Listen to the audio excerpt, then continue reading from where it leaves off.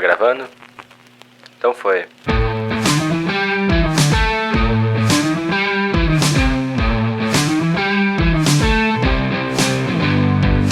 Olá, eu sou o Henrique Sommer e você está ouvindo Solo Talks, o podcast da Solo.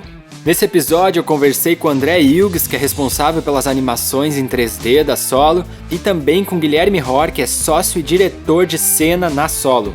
E a gente falou sobre animação 2D e 3D, características e diferenças entre elas e muito mais. Lembrando que o Solo Talks é uma realização do Estúdio Solo, essa produtora de vídeos que está abrindo as suas portas para falar sobre o mercado audiovisual e comunicação. E nesse momento estamos querendo aproximar o contato com você, ouvinte. Então, para isso, não deixe de nos escrever em contato@solo.vc e também acesse o nosso site em www.solo.vc e nos siga nas redes sociais, no Instagram e no Facebook por Estúdio Solo. Além disso, não deixe de seguir esse podcast no seu agregador preferido e um pedido especial que nos ajuda bastante. Avalie e comente o Solo Talks no iTunes. Lembrando que esse episódio foi gravado à distância, em isolamento social, o que pode comprometer a dinâmica e também a qualidade do áudio da conversa. Passados os recados, então, bora pro episódio!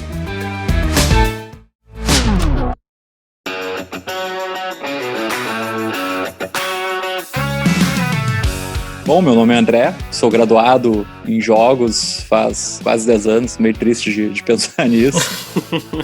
Na Solo eu fico responsável por boa parte da produção 3D, mas sempre tem trabalho em equipe, né? Sou Guilherme Hor, eu sou sócio da Solo e também faço parte de direção de cena, direção criativa e mais um monte de coisa, né? Tá, então assim, pra começar, André, eu queria te perguntar, qual é a diferença da animação 2D pra 3D? Se eu for chegar e dizer, qual é a diferença técnica mesmo entre 2D e 3D, para ficar bem fácil de entender, eu vou dizer que 2D é em cima, embaixo, esquerda e direita, e 3D é em cima, embaixo, esquerda, direita, para frente e para trás, né? É uma boa analogia. Tecnicamente é basicamente isso, né? Porque tu adiciona uma profundidade ali. Uhum. O mais fácil que dá para dizer de diferença é justamente essa mais técnica, né? Sim. Que são aplicados para propósitos diferentes, muitas vezes só por mais questão de preferência, porque algumas coisas só o 3D alcança, né? Por exemplo, o cliente quer mostrar a tecnologia do calçado, né? Por exemplo, quer demonstrar o conforto do calçado. Então, até teve um vídeo que, para demonstrar esse conforto em si, a gente usou umas pastilhas de gel, assim, que a gente, simulado no 3D, a gente conseguia apertar aquilo, ela voltava pro lugar normalmente, né? Coisas que seria bem difícil de atingir no 2D, né? Pra gente conseguir diferenciar uma coisa da outra, acho até importante explicar, né, o que é cada coisa, né? Na animação 2D, ela se caracteriza principalmente por ter um espaço bidimensional, né? Bem como o André falou, é só para cima e para o lado, né? Só altura e largura. Então a gente não tem profundidade, a gente não consegue trabalhar. Já no 3D tem tudo isso, a gente tem volume, essa ideia de profundidade e perspectiva ela é muito mais próxima da realidade no 2D. É uma técnica mais barata e mais rápida de produzir em comparação ao 3D. Em contrapartida, a gente não tem esse realismo e essa profundidade do ambiente que o 3D proporciona. Mas, claro, tudo isso vai variar de acordo com cada projeto, né? A gente pode ir para exemplos também do que eu posso fazer com 2D, que é uma característica do 2D, que eu posso fazer com um 3D, que o 2D não vai conseguir. Antes da gente chegar nesse ponto, vamos partir do processo, tá? Eu acho que para ficar mais claro. Pensando em animação 2D, a gente tem basicamente duas técnicas, né? Que é a animação tradicional e é o motion graphics, né? Na animação tradicional, a gente pode observar os desenhos mais antigos, por exemplo, Pica-Pau, Tom e Jerry, Pernalonga, né? O que acontece? A cada segundo, a gente tem 15 a 24 desenhos, ilustrações diferentes, né? Então, cada ilustração dessa, ela é uma parte do movimento. Se a gente for pegar um exemplo, assim, sei lá, o Pernalonga, por exemplo, vai tomar uma água, né? Vamos imaginar essa cena e essa cena vai durar 5 segundos. Então a gente vai ter que desenhar cerca aí de 120 ilustrações dele bebendo água. Sim. Então cada ilustração dessa, a gente vai aproximando o braço dele da boca, né? E quando chegar na boca, a água vai sumindo do copo. Então a cada desenho vai mostrando essa evolução do movimento, né? Essa ilusão do movimento, né? Exato. Isso é muito próprio da animação tradicional, né? Aí uma outra técnica dentro da animação 2D é o motion graphics, que daí já é uma coisa mais, digamos assim, digitalizado, né? Muda um pouco esse processo. Então a gente não precisa mais fazer o desenho quadro a quadro, né? O frame a frame, como a gente chama. Tudo é feito dentro do software. Se a gente for usar o mesmo exemplo do Pernalonga, a gente pode imaginar o seguinte: no software a gente tem uma linha do tempo, né? Então, se a gente for animar essa mesma cena do Pernalonga tomando água, a gente vai marcar, por exemplo, o tempo 0 segundos, o braço dele em determinada posição. Depois, ali nos 5 segundos, a gente determina que o braço dele vai estar mais próximo da boca. E aí, tu dá o play e tu tem esse movimento. Mas é claro que não é tão simples assim, né? Porque tu vai ter que movimentar o braço, o antebraço, vai ter que movimentar a mão, os dedos, os olhos dele, a boca tomando água. Então, isso também tem uma grande complexidade aí, né? Mas enfim, a gente pode também trabalhar numa mesclagem das duas técnicas. Trabalhar tanto com motion graphics quanto com essa animação mais artesanal. É uma estética diferente, fica interessante, assim. Tem muitos projetos que a gente trabalha assim também. E aí, acho que falando de 3D, acho que o André pode explicar um pouco dessa parte do processo do 3D, que muda bastante, né, em relação ao processo da animação 2D. No processo do 3D em si, muitas vezes a gente tem a ideia que vai partir do 2D, através de um storyboard e tudo mais, e a partir daí a gente tem toda a parte de modelagem, onde a gente vai pegar o produto ou o personagem que foi feito o conceito no 2D já e fazer ele tridimensional, e a partir daí a gente começa bem a fazer experimentações, né? Isso é uma coisa interessante do 3D, que ele possibilita, que é essa questão de experimentação. Por exemplo, tem ali, o enquadramento tal, foi planejado daquele modo, mas no ambiente 3D a gente pegou a câmera e colocou em outro local. O 3D acaba meio que simulando como seria um ambiente real ali, né? Então, assim como no ambiente real, o Gui tá ali na gravação e ele decide pegar, tirar a câmera do tripé e fazer um ângulo mais contra-plongé ou mais de cima, ou seja lá o que for, ele vai conseguir ali na hora experimentar e brincar com aquilo, né?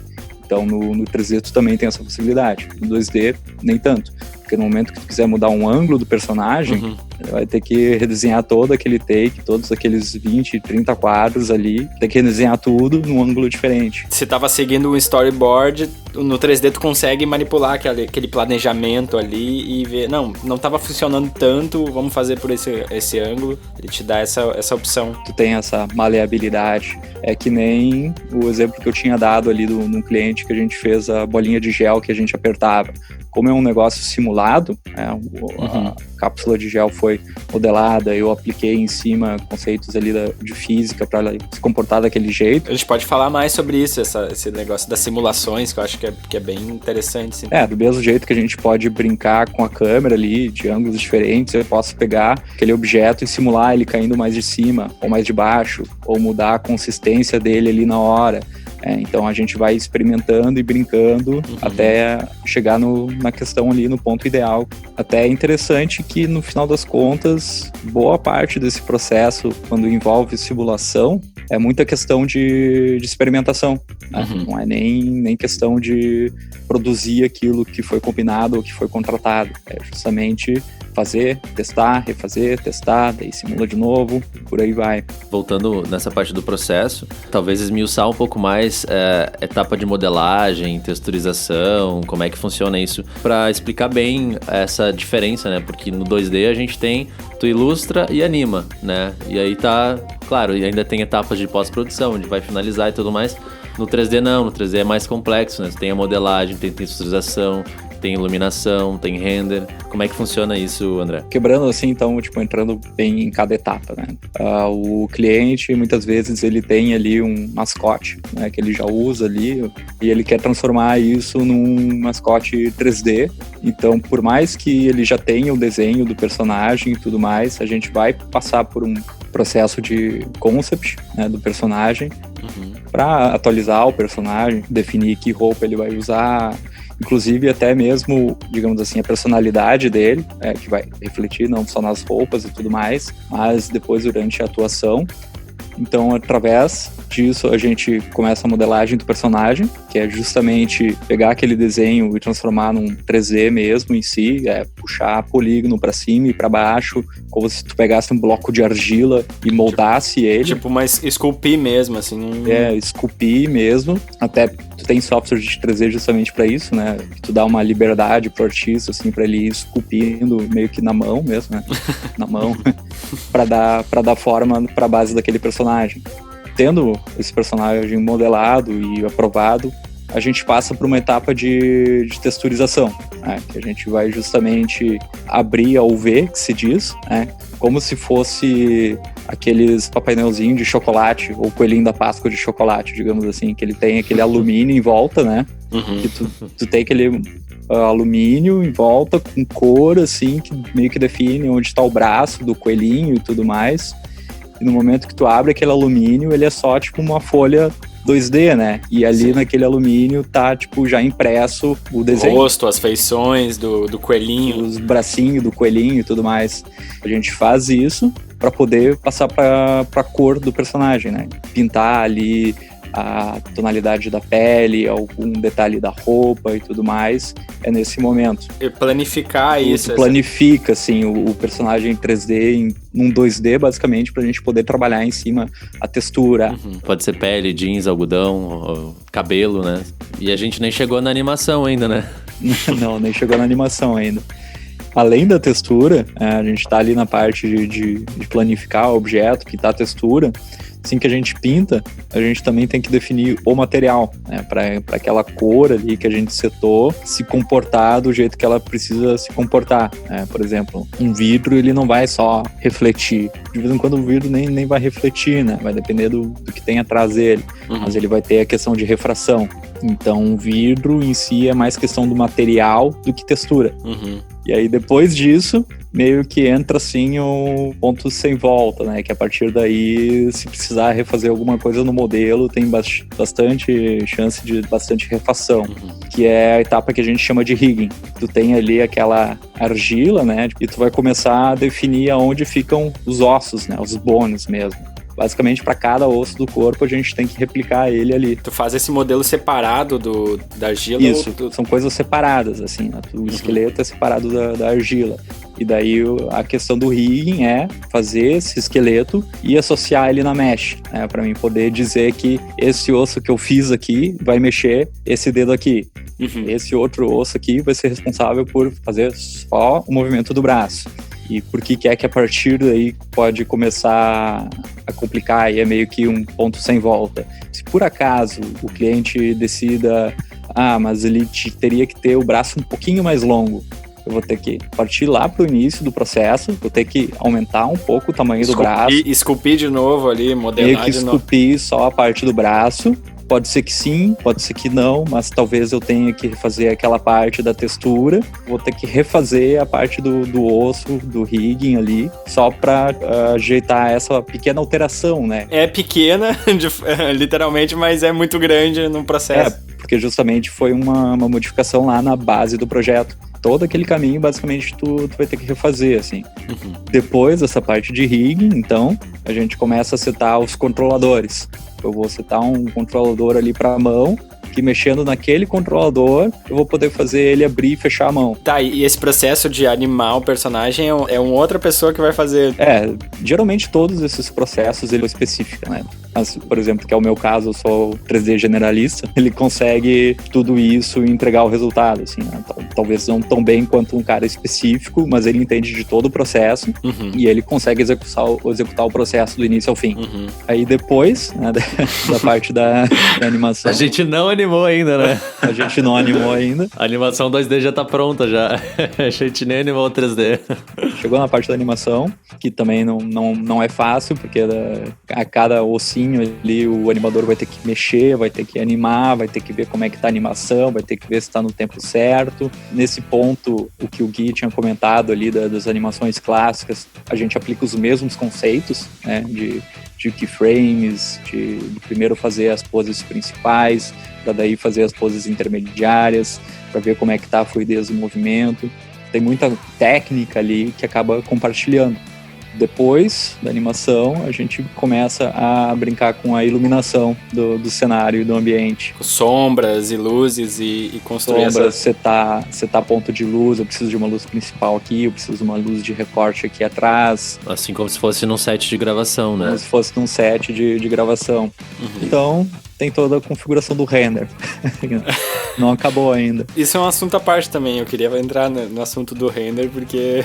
Não, tudo que tu falou, todos esses processos já é um motivo pra demorar muito, assim, que é um motivo criativo e tu deixar a qualidade melhor. E agora tem um motivo técnico, que também muita gente não sabe, que demora muito também. Talvez possa ser a parte mais demorada do processo, que é justamente pegar tudo aquilo que a gente fez até então, da modelagem, da animação e da iluminação, vai mandar o programa basicamente exportar aquilo, né, numa versão finalizada, onde o programa vai pegar, vai ver o posicionamento da luz, vai fazer aquele ponto de luz efetivamente emitir partículas de luz para rebater pelo cenário, uma questão bem física, assim, né, simulando a realidade. Todo esse processamento, todo esse cálculo leva um certo tempo. Então é justamente isso que acaba fazendo o render acabar demorando bastante. Sendo otimista, tu tem um tempo aí de 3 minutos para cada frame de render. Sendo que 1 segundo de animação precisa de 30 frames, né? Nisso aí tu já tem 90 minutos de render para ter 1 segundo de animação. Imagina aplicar isso tudo para uma animação de 1 minuto. Isso sendo otimista, considerando que o frame vai levar 3 minutos. Mas já teve projeto ali nosso que não deu como fugir de 25, 30 minutos. Ainda bem que era uma cena curta. Senão... Às vezes, dependendo do caso, tem inclusive, a gente contrata empresas que são especializadas só em render. De render farm, no caso. Isso. Os caras têm servidores muito potentes e tal, que conseguem fazer um render num tempo um pouco mais ágil, mas claro, tudo tem um custo, né? Na verdade, tu contrata quantos PC tu quiser deixar renderizando ali. Tu pode contratar 500 PC para diminuir bastante o tempo do render ali. Lá em 94, né? O primeiro Toy Story, tava dando uma lida que até eu perguntei, isso é verdade mesmo? Os caras demoraram 1 ano e meio pra renderizar o filme, daí pra mim não fazia sentido esse valor, eu não sei se... Tem várias questões, assim, que... vários exemplos, né? Eu lembro que no primeiro Transformers, eu acho, teve uma cena específica ali que também cada frame tava demorando 1 dia pra renderizar, né? Nossa. Então é uma coisa absurda, assim. E no 2D, Gui, assim, o que tu pode dizer, assim, da renderização no 2D? Na verdade, não tem muito o que comparar, porque o 2D a gente não tem nem 10% dessa complexidade que é o render 3D, né? O 2D a gente consegue trabalhar de uma forma bem mais ágil, assim, né? Independente... Pode ter muitas camadas, pode ter talvez uma ilustração mais pesada, assim, mais trabalhada, mas mesmo assim o tempo de render ele vai ser muito mais rápido do que considerando uma animação 3D, né? Porque assim, é como o André comentou, né? No 3D a gente tá simulando a física real, né? O computador ele precisa fazer um processamento de leis da física, né? E no 2D não tem nada disso, né? No 2D é tudo um plano só, é uma ilustração, e aquela ilustração é que vai fazer essa função de tentar imitar a realidade, né? É um processo bem mais simples, assim. Como é que a gente pode mensurar custos? Não um valor específico, mas assim, o 3D em comparação com o 2D, assim. Pode ser o custo de trabalho e também o custo de tempo, né? Que a gente já percebe que o 3D tem esse detalhe a mais também da renderização, né? O 3D, ele, em geral, ele vai ter um custo bem mais alto em relação ao 2D, né? Por toda essa questão de ser um trabalho muito mais detalhado, um trabalho onde envolve mais pessoas. Não quer dizer que vai ficar mais bonito ou mais feio, tá? Isso vai variar de acordo com cada projeto e de acordo com cada briefing, cada necessidade do cliente. Mas, em geral, ele vai ter esse custo mais elevado, sim. Isso é uma coisa que eu acho também importante deixar clara, que não é só porque o 3D muitas vezes acaba sendo mais complexo, mais demorado, mais exigente, que ele, no final das contas, vai ser a melhor alternativa, né? Então, mesma coisa que, sei lá, o cara querer pegar um caminhão para ir na padaria, né? Não tem necessidade de algo dessa complexidade, desse tamanho, quando tu pode entregar de uma forma bem mais enxuta e até muitas vezes com um resultado melhor, justamente por ter sido feito com outras ferramentas e outro estilo, né? Tá, e assim, tipo, a gente pode entrar agora nesse lance do mercado, né? Qual é a tendência de mercado, assim, para o 2D e o 3D, assim, para o que mais se usa um e para que mais se usa outro? Uma opinião talvez mais pessoal aqui, tá? Eu acho, assim, pela experiência que a gente já vem trabalhando na Solo, né, que o 2D ele funciona muito bem para vídeos explicativos, né, quando o cliente precisa explicar uma ideia, um produto, um projeto. Pro momento que a gente vive agora, é um recurso muito útil, né? Considerando esse período aí que a gente tá todo mundo em quarentena, né? As pessoas não precisam se encontrar, o trabalho pode ser feito totalmente remoto, né? Não exige deslocamento, nem encontro para fazer gravações. E aí, falando um pouco da animação 3D, eu acho que ela serve muito bem para trabalhos que tem que mostrar realismo ou, de repente, coisas meio impossíveis, tá? Por exemplo, a gente até falou antes desse exemplo, mas eu vou reforçar. A gente teve um cliente que tinha uma tecnologia no calçado dele que levava uma bolinha que tremia, que era dentro da sola do calçado. Nesse caso, o 3D entrou muito bem porque a gente conseguiu mostrar dentro dessa bolinha o que essa bolinha fazia, extraiu a bolinha, mostrou em camadas, né, o que acontecia. Então, nesses casos, eu acredito que o 3D ele serve muito bem, né, para mostrar produto, para mostrar tecnologias, coisas que em gravação seria mais difícil de trabalhar, né? Se tu tenta aplicar só com motion graphics, né, só com animação 2D em si, fica complicado porque fica um vídeo bem durão. Com 3D tu não tem esse tipo de problema, tu consegue focar detalhadamente aonde essa peça ali vai encaixar. Se tiver alguma coisa atrapalhando ali, tu consegue mudar o ângulo da câmera para mostrar a peça encaixando direitinho onde ela vai. Isso dá uma questão mais fiel ao que realmente é ali o produto e como é que ele funciona. Tem trabalhos assim que a gente faz em 3D, mas simulando o visual 2D. Mas isso puramente por questão estética, assim, fica bem interessante, assim, fica um visual bem bonito. Uhum. Ou muitas vezes a gente faz rotoscopia, né, que é uma técnica de animação de basicamente desenhar por cima. Dá esse toque mais artesanal, 2D, frame a frame, em cima de uma base que foi 3D, assim. Então os dois basicamente andaram juntos ali no processo. Sim. A gente falou bastante do 3D simulando a realidade, mas tu tentar ser muito real também é um tiro no pé, né? Usando 3D. Digo isso assim também porque a gente pode usar o 3D também para ser um pouco cartunesco, né? Mesmo no cinema, hoje em dia, tem certos filmes ou séries que tu vê, tem algo estranho ali, sabe? Que é aquele 3D que tentou ser fotorrealista e não encaixou direito e ficou desconfortável. Não é nem ruim, é desconfortável. Isso geralmente acontece mais com personagem mesmo. Tem um nome pra essa estranheza, né, que eles chamam, que é o Vale da Estranheza, né, pra essa coisa desconfortável, né. Ele quase chega à realidade, mas ele não chega e a gente sente, a gente não sabe entender o que tá causando desconforto, a gente só sabe que é desconfortável, né. Como isso prejudica, né, tira o cara do foco da história, né.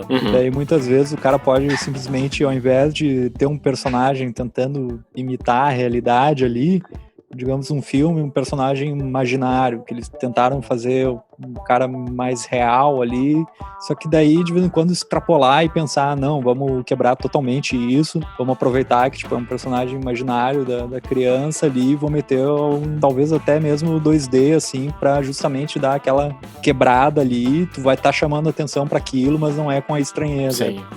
Cara, a gente pode entrar agora, acho que falar um pouco sobre como é que tu enxerga a animação hoje, André e Gui, e pra onde vocês estão vendo que tá se encaminhando. Eu vejo, assim, a animação como tendo um futuro muito promissor, né? A gente vê números que apontam isso, né? Eu tenho ali um dado que, de acordo com o BNDES, o setor de animação, só de animação, movimentou cerca de 4 bilhões de reais por ano, né? Então, vem ganhando cada vez mais força, né? Em especial aí com as produções de filmes nacionais, né? Principalmente no segmento infantil, a gente tem grandes cases, tipo o Mundo Bita, por exemplo, que ele é feito por uma produtora de Pernambuco, se eu não me engano. Então a gente nota que tem várias iniciativas de animação que o mercado ele é aderente a isso, né?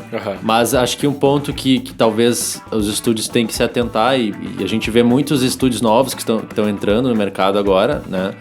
É um amadurecimento para uma visão mais de negócios, né? A gente vê muitas vezes os donos dos estúdios, fundadores, são pessoas de criação, né? Que tem essa vertente mais criativa, mas não tem o background do business, né? Mas enfim, eu acho que o mercado tem um caminho muito, muito legal aí, né, pela frente. Eu concordo com o Gui, assim, nisso. E eu senti a mesma coisa, que estúdios novos de games que estavam entrando, eles tinham esse background técnico e artístico, mas faltava o background de business, né? Para realmente pensar o negócio como um produto final que vai ser vendido, como algo que tu tá fazendo realmente para ajudar o teu cliente, né? Que não vai ser algo teu, tu tá ali para resolver o problema do cliente, né? Que ele precisa. E se tu olhar para a publicidade em especial, as marcas estão cada vez mais investindo em entretenimento, em conteúdo de marca, né? Então, a animação entra muito forte nesse sentido também, né? Sim, e nesse momento como é que é, entre aspas, assim, é o que tá salvando o mercado audiovisual, né? O mercado publicitário de vídeos, né? Bastante coisa animada, bastante coisa, que nem tu falou, explicativa, explicando esse momento, muitos recorrendo à animação, né? Exato. E no audiovisual em específico, a gente, principalmente na produção de filme, né? A indústria no Brasil, ela sempre foi muito pautada por iniciativa pública, né? E ultimamente, iniciativa pública dentro do audiovisual tá muito fraca, para não dizer zero, né? Então, não dá para depender muito disso, né? Tem que olhar mais para o setor privado e ver onde que dá para buscar recursos para fazer as produções, né? Sim. O produto nosso aqui do brasileiro tem muita coisa de qualidade, né? Os estúdios, muitas vezes, eles conseguem financiamento de marcas grandes, que nem Netflix, HBO, justamente para produzir esse conteúdo exclusivo, justamente porque muitas vezes o incentivo nacional ele tem ficado cada vez mais fraco aqui, eu acho, né? Em cima do audiovisual. E, no geral, assim, acho que a animação é algo que sempre vai estar aí, sabe, né? Mesmo no futuro, assim, os caras vão ter alguma coisa animada que vai ter que ser animada de alguma forma. Então, talvez não vai ser mais o cara, tipo, animando frame a frame ali, vai ter alguma outra tecnologia para desenvolver essa animação. É uma coisa meio que sólida mesmo. Então tá, eu não sei, era isso? Vocês queriam falar mais alguma coisa? Não, acho que é isso aí.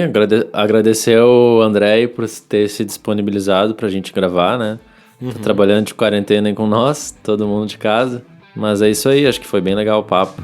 É bom para esclarecer, principalmente para os clientes, assim, que não sabem muito bem qual caminho tomar, né? Então, acho legal esse episódio, principalmente para isso, para esclarecer essa dúvida, né? É o nosso papel, né?